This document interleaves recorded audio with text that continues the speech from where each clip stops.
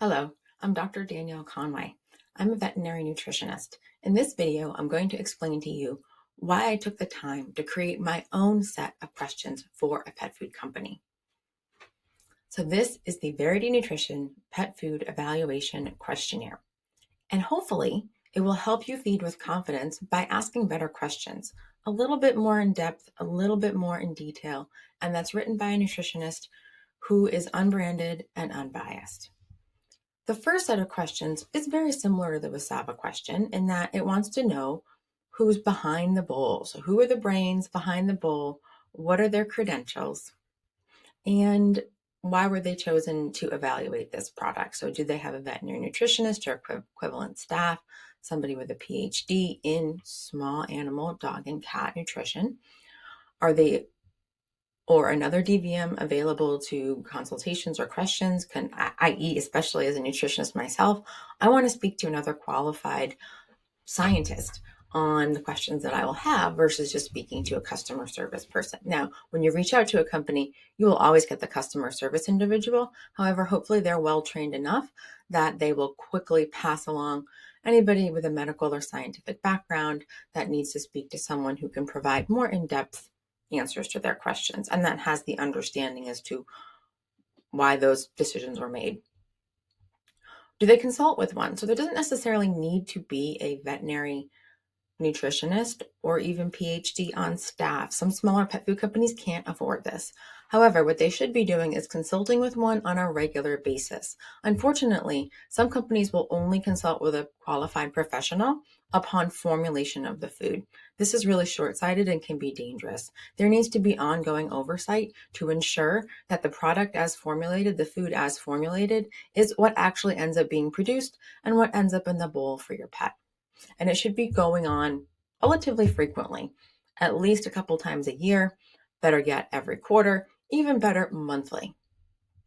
Now, I would call to my fellow nutritionists and professionals that when a company is actually doing what we're advising them to do and working with us on a regular basis, let them name us.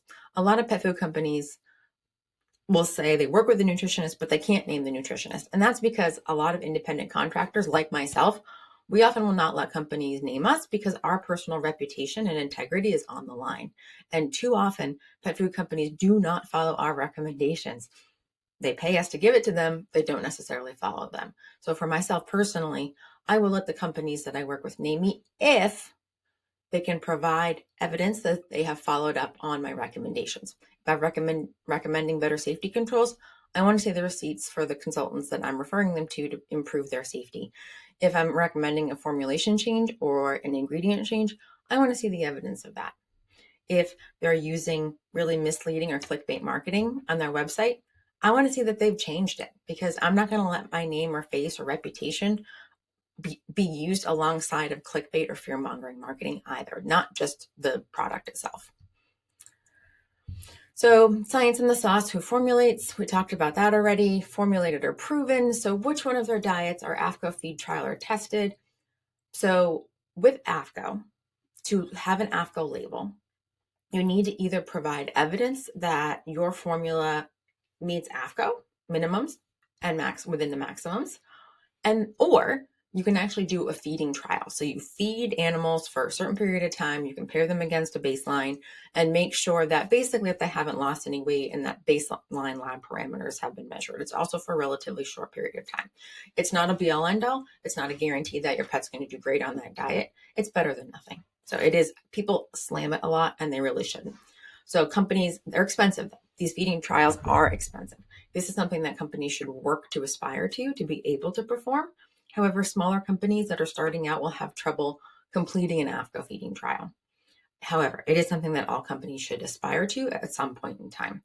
So for me, it's not automatically a no-go if a company hasn't done a feeding trial. However, I do want to make sure, and we'll get to this question later, that they are doing quality control to assure that how it's formulated is how it ends up in the bowl for your pet if they can't afford to do a feeding trial. And even if they do a feeding trial, I still want that quality control to know that how it's being formulated is what ends up in the bowl every single run. Backed up claims.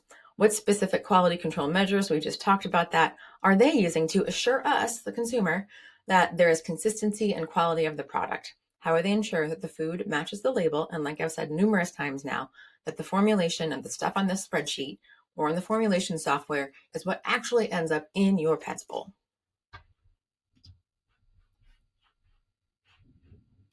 Moving along. So is it safe by science or just by vibes? What safety measures are being taken to ensure the food is free of bacteria, foreign bodies, heavy metals, and other contaminants? Are these methods validated? Yes or no? Are they performing bacterial testing? They should be able to say which bacteria it's tested for and also provide validated kill steps. So not just a lab around the corner that has decided to hang a shingle and start testing pet food, making sure that they're actually comparing it against the gold standards and make sure they're getting what's called a significant log reduction of the bacteria that they're looking for. And it shouldn't just be for salmonella, and it shouldn't just be within the chicken line. If they make a chicken product, if they make a beef product, a fish product, they should all be tested for safety because bacteria can grow in more than just chicken. So we want to make sure that all of their foods are being tested every single run. Also, we want to make sure they're being tested for toxins, heavy metals, and that the meats that are coming in are x-rayed, especially with cows. Our friends, the cows, they eat indiscriminately, and have been known to pick up metallic objects and decide that they're delicious and swallow them right on down. So we want to make sure that there's no accidental ingestion of metals. Introduction of metals can also happen during the processing where pieces of machinery may accidentally break off. So we want to make sure that pet food companies are x-raying their meats and x-raying the products before they get to your pet, because that can cause a lot of damage very quickly. From plant to plate, where the diet's produced and manufactured, could it be visited, and do they own the plant? Now, for me, this is a Wasava question that most pet food companies now do not own their own plants, and they don't own their own processing facilities. They what's called co-pack them, and that's okay. I just want to make sure that the company knows who their co-packer is and that they're asking their co-packer to provide quality control certificates of analysis to make sure that the company is doing everything that they should on their end from the processing or manufacturing or packaging standpoint. And it is not common to be able to visit the plant. It's nice if they offer this, but it's not essential. Nutrient truth check. Can the company provide a complete product nutrient analysis of their best-selling canine and feline pet foods, including digestibility values? Every single company should be able to provide nutrient analysis. So that means that they take their end product to a validated lab like Eurofins, like Dairy One, and are paying the thousands of dollars that takes to have a full AFCO panel run, and then comparing it against their formulation values to make sure what's actually produced is how it was intended to be formulated. And then ideally, they'll take it one step further and they'll do a digestibility trial, meaning, and that's above an AFCO feeding trial. Actually, this is even better, in my opinion, because it is looking to see if individual nutrients are actually being digested. So we're taking it one step further from, is the product that it's formulated actually what ends up in the bowl? And we're taking it one step further and looking to see if the product that gets in the bowl is actually able to be digested by your pet. Now, there is one more step after that. If we really wanted to make sure and be super thorough, is we would ask companies for bioavailability data. However, we don't, because this is really, really hard to perform and in some cases not ethical. So there are some nutrients that are stored in the liver and processed in the liver. And in order to get an accurate measure of the vitamin D or copper or iron content of the body, we would have to sacrifice that animal that was consuming it and look, for example, for iron. We need to look in their red blood cells. We need to look in their bones, their spleen, their liver, and that just wouldn't be ethical. So we don't look for digestibility values necessarily on everything. However, this goes to the importance of working with individuals that know what they're talking about, is that individuals who are formulating that are a veterinary nutritionist and or that is somebody who has a PhD in small animal nutrition, they will know what to look for in terms of bioavailability, and they will formulate the product with that in mind. Every year by 2%, we are looking into more sustainable packaging that still keeps the food safe. we are looking to use animals that are being treated humanely, or they're sacrificed humanely right up to the time. There's a lot of things that companies can be doing that don't necessarily have to cost a lot of money for the company, but make a really big impact for the world and for animals and the people who live in it. I hope this was really helpful. If you want more truth in every bite, please consider joining Unbiased Bites, the community that I've created that helps give pet guardians information on how to evaluate pet food and supplement companies. We also invite in a pet food or supplement company in every month called Meet the Brand, and they are allowed to give their brand story and justify the spot that they're going for in your pet's wellness plan or in your pet's bowl. And it's a way to meet the founders, humanize them, and kind of bring back community and hard discussions. We also have a community sourced uploading of these questions for a pet food company. So if you join and you call a pet food company and you get these answers, you can upload them and search them, so that hopefully will help each other, so that we don't have to have our own lists of these questions for every single pet food. We can share them with each other to make better decisions.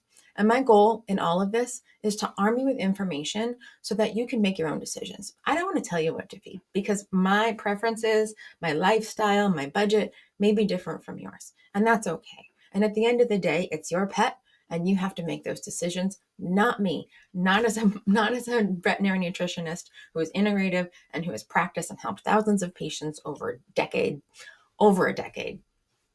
That is not my decision to make. I can guide you, I can give you information, but I don't want to make that decision for you. So that's why I've set up all these resources, and I aim to make them accessible. I don't want to make them prohibitively expensive. So if you would like, look at the show notes and you can download these questions for your use. It is donation based. So if you really can't afford to pay anything to me, that's okay. I want to still provide them for you. I really appreciate any sort of donation that you can make. If you're not able to join Unbiased Bites, this is included in Unbiased Bites. If you're not able to join Unbiased Bites and could just send me what you would pay for a Starbucks coffee, or even just a couple dollars, that really, really makes a difference, because it lets me remain unbranded and unbiased and providing free information for pet guardians. Thank you very much. Happy feeding.